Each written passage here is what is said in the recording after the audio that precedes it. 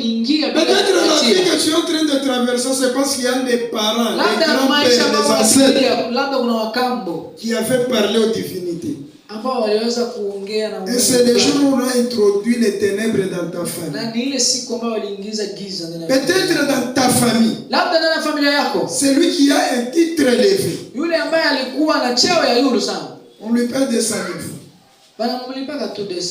Vous croyez ça normal? Or, il y a les autres qui touchent même $10,000. Prenons même les simples joueurs, permettez-moi l'exemple. Une personne qui calcule son salaire par semaine, il vous touche le salaire que tu peux travailler 100 ans pour toucher.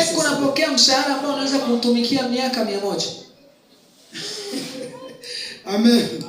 Maintenant, si toi tu vois que la vie là, elle est bonne. À ce moment, par salaire, on a congésé 10 000 francs. Mais spirituellement, on est en train de t'aider.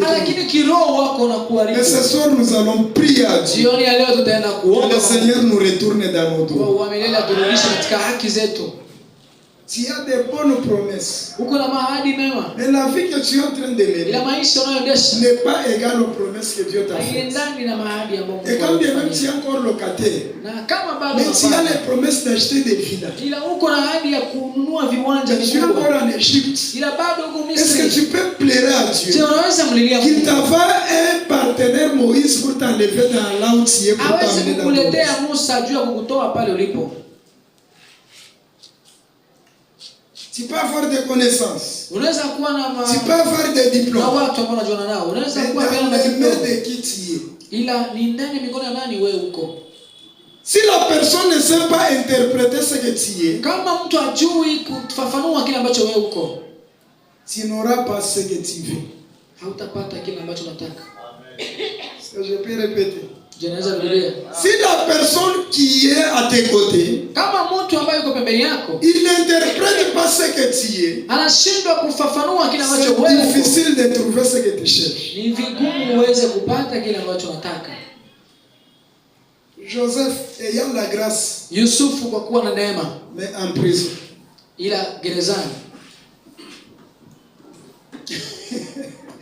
Amen.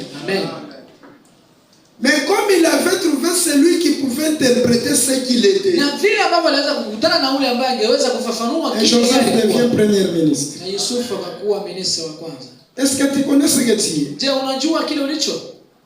J'ai vu les gens qui ne savent pas prêcher comme Papa Hardy, mais ils remplissent les stades. Je me pose des questions.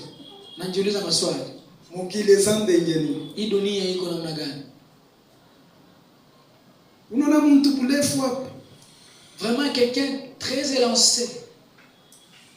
Très cool. Amen.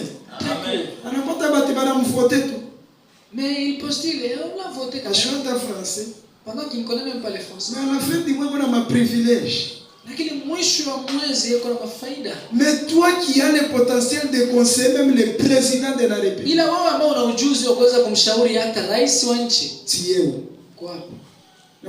Français. Tu restes seulement avec ton français. Quand on était, quand nous filmons, mais où es-tu à présent? Tu es dans la prison spirituelle. Une prison satanique. Qui te refuse de te réjouir des biens que l'Éternel a prévus. Cela ferait d'autres personnes. Ils entrent dans leur temps de bénédiction. Dans peu de temps, ils meurent. Parce qu'ils n'avaient pas cherché la délivrance. Peut-être dans vos familles, les mariages sont emprisonnés. Mais tu peux avoir un éclat en apoyant un mariage. Mais on est à quoi on a pas qui entre dans le mariage. Tu fais des naissances, 3 naissances, on a d'ailleurs. On a une délivrance. Mais ce soir, avant de passer de l'autre côté, nous devons prier à Dieu. Nous allons dire au Seigneur, Seigneur, souviens-toi de nous. Que le Seigneur nous bénisse. Vous êtes en train de passer le moment d'esclavagisme.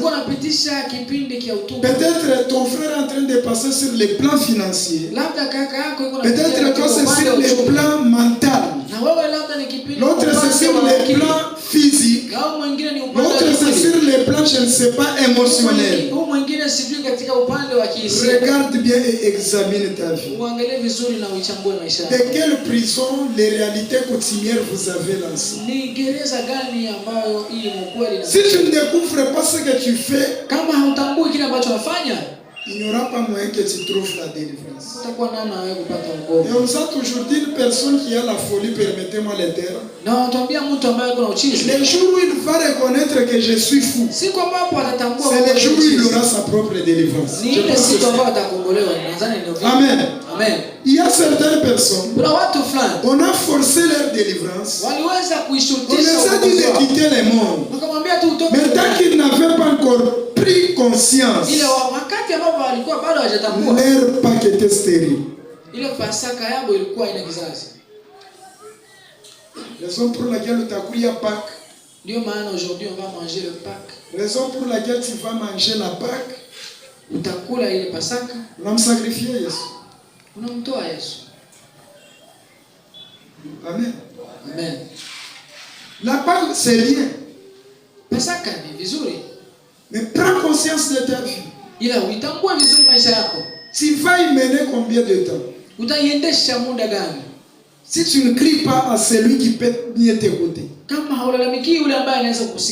Avoir les hommes friqués, c'est bien. Avoir les connexions des gouverneurs, c'est bien. Mais si le Seigneur n'a pas encore accepté, ça attendra longtemps. On va acclamer le Seigneur. Tiens-toi debout. Peu de minutes avant que je descende pour aller finir les services. Nous allons prier à Dieu. Moi j'aime des prières charismatiques. Amen. Amen.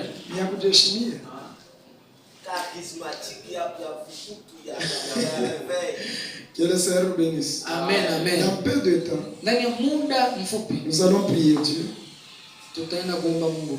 Et dans 6 minutes, je vais laisser le micro. Et les hommes de Dieu vont continuer avec le service. Ils ne sont pas acclamés pour la parole. Je verrai que tu examines ta vie. Tu peux fermer les yeux. Examine la vie que tu es en train de mener. J'ai toujours aimé les hommes dispo dans la présence de Dieu. Tu pries très bien. Ton Pâques aura des succès. Et tu vas traverser sans retourner. Tu vas traverser sans penser à l'Égypte. J'aimerais que tu fermes les yeux là. C'est ma Bwana Yesu. Est-ce que tu peux te concentrer dans ta prière? J'aime bien les hommes qui se concentrent. Sans la misère de ta vie, personne ne peut prier à ta place. Tu as passé dans les humiliations. Parfois tu travailles chez autrui. Pour te donner la nourriture, il faut qu'on t'ingérie. Il faut qu'on te donne les exemples. Ce n'est pas parce que tu avais péché, parce que ta famille à toi était sacrifiée. C'est ma Bwana Yesu. Bwana Yesu. Magharibi ya leo minapenda unitoshe mkifungo kia kizazi. Bwana Yesu. Magharibi ya leo minapenda unitoshe mkifungo kia quartier. Au nom de Jésus. Qui sent que cette prédication lui a touché, il peut passer devant. J'aimerais prier avec une personne qui se retrouve que sa famille, rien ne marche dans sa vie. J'aimerais prier avec une personne. Peut-être tu es la seule personne dans ta famille qui est le Joseph de ta famille. Les autres sont en esclavagisme. Les autres sont encore dans le monde. J'aimerais que tu passes devant